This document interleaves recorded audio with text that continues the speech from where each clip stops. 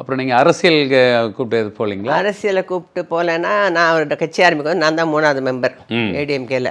சரி. ஜானகி அம்மா சத்யமானமுத்து நான் 3வது மெம்பர். சரிங்க. அரசியல்னா எங்கள் அம்மா தான் சொன்னாங்க சினிமாவே வேண்டான்னு சொன்னேன், நீ வேணும்னு சொல்லி நடிக்க போயிட்டேன். சரி, நளினன் இந்த பேரை மாற்றினது கூட புரட்சி தலைவர் தான், லதா. அது இன்னைக்கு வரைக்கும் எம்ஜிஆர் லதான்னு ஆயிடுச்சு. சரி. ஸோ அப்போ சொன்னாங்க வேண்டாம், அரசியல் வேண்டாம். அப்போ தலைவர் சொன்னார், நீ சினிமா விட்டுரு, 77ல் நீ தீவிர அரசியலுக்கு வந்துரு.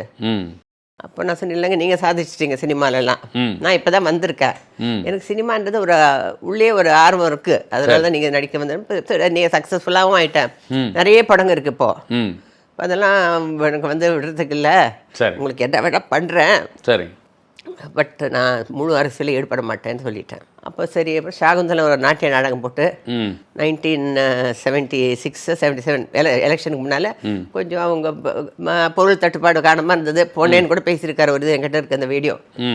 அப்போது சாகுந்தலம் ஒரு நாட்டிய நாடகம் பண்ணி தமிழ்நாட்டில் 10 முக்கிய இடங்களில் பண்ணி 35 லட்ச ரூபா வசூலாச்சு. அதில் 5 லட்சம் நடத்தினவங்களுக்கு அவங்களுக்கு கூட 30 லட்ச ரூபா ஏடிஎம்க்கு நிதியா தலைவர்கிட்ட கொடுத்துருக்கேன். அவரே சொல்றாரு, எல்லாருக்கும் நான் கொடுத்துருக்கேன், நீ எனக்கு கொடுக்குறியா அப்படின்னு. அது அவர் கடைசி வரைக்கும் மறக்கலை. சரிங்க. அப்புறம் இந்த பல்லாண்டு வாழ்க படம் நீங்கள் ஆக்ட் பண்ணீங்க, அந்த செட்டு எல்லாம் இங்கே மதுரை இல்லை இல்லை, சிக்மங்களூர்னு ஒரு இடம்.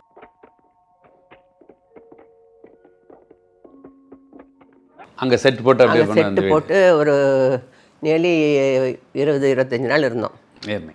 20 நாள் அங்கேயே செட்டு போட்டு ஈவினிங்கான எல்லாருக்கும் கல்யாண வீடு மாதிரி சாப்பாடு, ஒரு படம் போடுவாங்க. எல்லாம் அந்த டெக்னீஷியன்ஸ்க்கு ஆர்டிஸ்ட்க்கு எல்லாருமே பார்த்துட்டு டெய்லி ஒரு படம், ஒரு இங்கிலீஷ் படமோ ஒரு தமிழ் படமோ ஏதாவது ஒரு படம் போடுவாங்க. நல்லா இருந்தது. அந்த மாதிரி